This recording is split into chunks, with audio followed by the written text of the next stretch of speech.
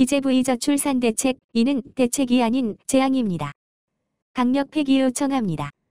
무적한류 2019년 9월 18일 기획재정부에서 발표했다는 저출산 대책을 보았습니다.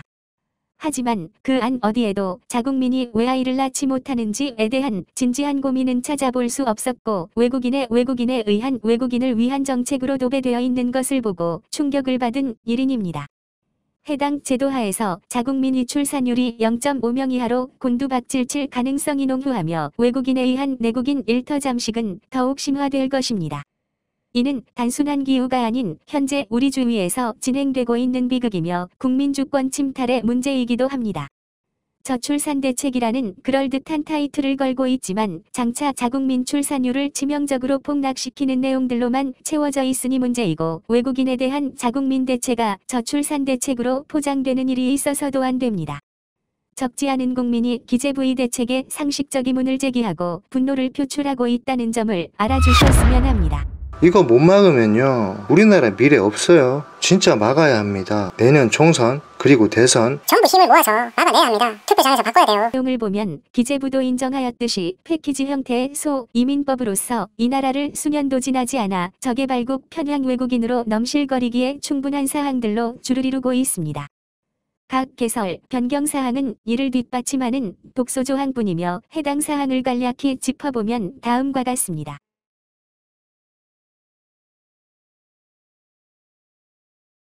1. 기존에는 외국인이 법을 위반하면 체류 연장 허가를 내주지 않는 것이 원칙이었습니다. 하지만 국내에 생활기 일반이 있고 가족이 있는 외국인이라면 인도적인 사유에 따라 체류를 허가하겠다는 변경 조항을 보고 난민법이 오버랩되는 것이 비단 저뿐일까요?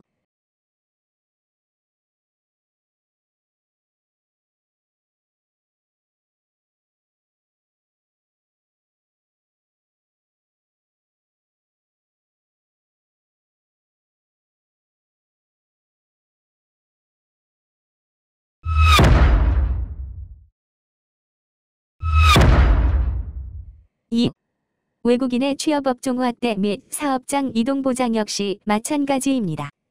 기존에는 단순 노무 분야 34개 업종으로 외국인 취업을 제한했지만 이 기본경 개선조차 허물고 업종을 대폭 확대하기 위해 허용 제한 업종을 명시하는 네거티브 방식으로 바꾸겠답니다.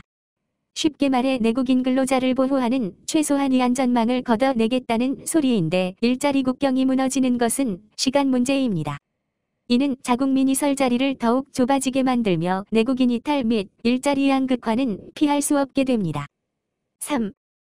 근속 외국인이 재입국할 경우 기존에는 재입국 제한 기간을 3개월 두었고 입국하더라도 동일 사업장에 근무하도록 하였습니다.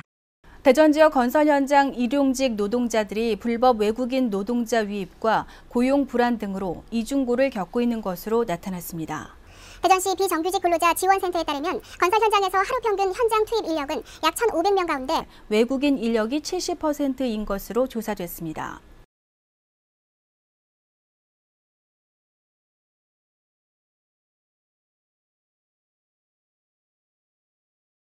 하지만 이 역시 재입국에 필요한 기간을 대폭 단축하고 동종업체, 직종으로 사업장 이동을 보장하겠답니다.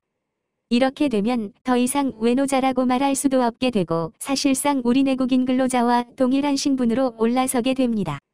이러한 개정하에서 가장 큰 피해자는 불공정 경쟁으로 내몰리는 불쌍한 국민이며 자국민을 보호하지 않는 나라는 나라라고 말할 수도 없습니다. 무엇보다 이는 근로주권 침탈의 문제로 다뤄져야 합니다. 4. 자꾸 우수인재라는 말도 안 되는 용어로 단순 유학생 학사 졸업생을 고학력 인재로 둔갑시키는데 세계 그 어느 나라도 학사 취득자에게 인재 운운하며 영주권 부여를 남발하지 않습니다. 그러니까 중국인이나 조선족, 동남아시아인들 4년제 졸업하면 한국 사람 만들어주겠다는 소리예요. 이게 진짜 무슨 씨 같은 소리입니까? 진짜. 예? 김경진은 이를 통해서 외국의 우수 인재들을 유치할 수 있다는 개소리를 하고 있습니다. 국내에 일하러 들어온 가짜 유학생 문제가 언론을 통해 숱하게 보도된 바 있습니다. 출입국 관리가 총체적으로 형해화된 상황에서 그동안 외국인 수의 폭증을 조절하고 사돈 네팔촌까지 무차별적으로 유입되는 것을 방지하도록 필터 역할을 해왔던 것이 바로 가족 동반불허라는 기본 원칙이었습니다. 하지만 발표된 내용을 보면 없던 비자 또다시 새로 만들어 이 기본 문턱조차 무너뜨리겠답니다. 그들에게 구직부터 의료, 자녀교육에 이르기까지 다양한 혜택을 제공하고 맞춤형 서비스를 제공하겠답니다. 하지만 정작 혜택을 받고 서비스를 받아야 할 국민은 더욱 변방으로 내몰리며 들러리로 전락하고 있습니다. 이 나라는 과연 누구의 나라입니까?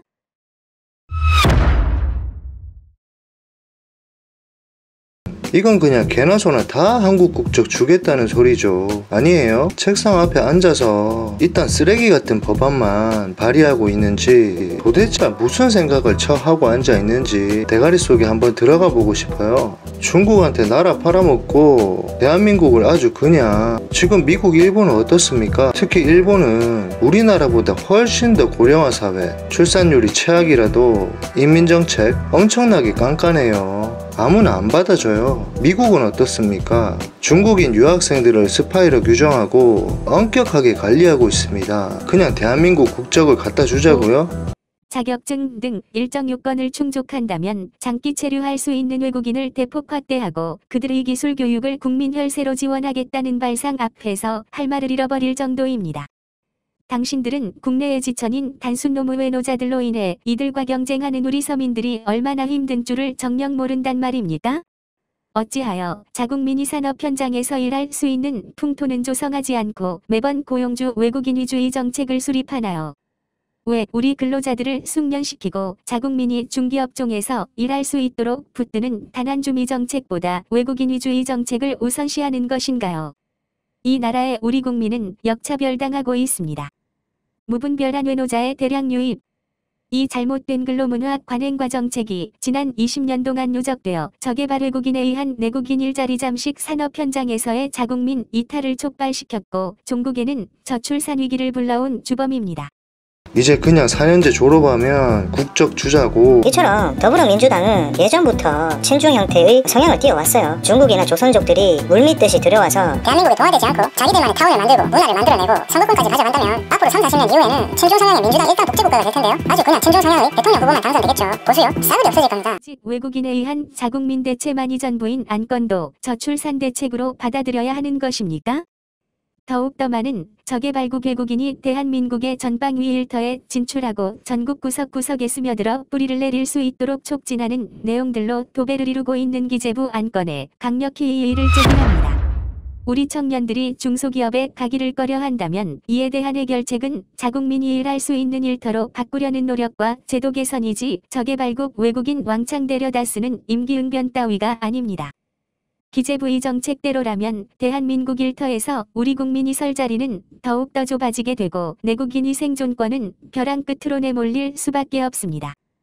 고용주 논리에 따라 저개발국 외국인들로 자국민을 대체하는 상황에서 근로조건은 절대 개선될 리 없고 하향평준화 속의 일자리 양극화, 극단 속에 한국인은 세계 초유의 저출산으로 100년 지나지 않아 소수민족으로 전락해 있을 것입니다. 이는 명실상부 대한민국의 주권과 우리 국민의 생존권 그리고 우리 후손의 행복과도 직결되는 국가위기 사안입니다. 이에 기획재정부의 저출산 대책을 강력 성토하며 폐기를 요청하는 바입니다. 2019년 9월 자국민보호, 시민단체, 난민대책, 국민행동